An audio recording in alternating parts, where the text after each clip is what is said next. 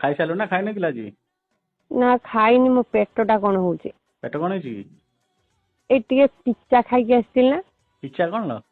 ପେଚା ଇଲୋ ପାଟିରେ ଅଛି ଭୁଲି ଯାଉଛି। ପେଚା ପିଚା କୋଉଠି ଖାଇଲୁ? ଏଇ ମାଳତୀ ଅପା ସାଙ୍ଗରେ ଯାଇଲି ଗ୍ରୁପ ପହଞ୍ଚିକି ନା ହଁ ଖାଇକି ଆସିଥିଲି। ତାର କଣ ଏଟା ପିଚା ପିଚା ହଉଛି କିଛି ମୁଁ ବୁଝିପାରୁନି। ଲା ଏଇ ପାଁ ରୁଟି ଭଳିଆ, ଏଇ ଯୋଉ ମୁଁ ତୁମକୁ ଢାଳରେ କରିକି ଦିଏ ନା, ମାଟି ଢାଳରେ ଯୋଉ ମୋଟା ମୋଟା ପିଠା, ହଁ ସେଥିରେ ଖାଲି ଟିକେ ବିଲାତି କୁଚା, ଟିକେ ପିଆଜ କୁଚା ଆଉ କ୍ୟାପ୍ସିକମ କୁଚା ଟିକେ ପଡିଛି। କ୍ୟାପ୍ସିକମ କଣ ଲ?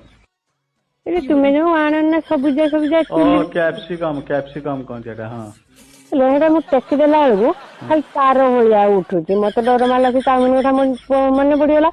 ମୁଁ ମୋ ପେଟରେ ଫେର ଯଦି ଗୁଡେଇଯିବ ମେସିନ୍ ବନ୍ଦ ହେଇଯିବ। ଓହୋ ହୋ ହୋ।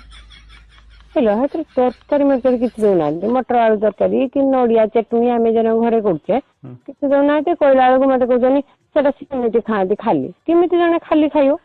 ଓହୋ ପିଚାର ତତେ ତରକାରୀ ଖାଇଥାନ୍ତୁ। ହଁ ଓହୋ ହୋ। ସେ ମେନ କଥା ତାଙ୍କ ମାଇକିନା ରାନ୍ଧିକି ଦେଇନାହାନ୍ତି ଆଉ। ସେ ତାଙ୍କ ଝଗଡା ଆଣ୍ଟି କହିଥାନ୍ତି ନାଗିଛନ୍ତି ମାନେ ମଟର ଆଳୁ ତରକାରୀଟା ସିଝେଇଥିବେ, ମେନ ହେଲା ଦେଇନାହାନ୍ତି ଆଉ। ତୁ ନ ଖାଇଛୁ ଭଲ ହେଇଛି, ନ ତାପରେ ମେସିନ କେଠି ବନ୍ଦ ହେଇଥାନ୍ତା।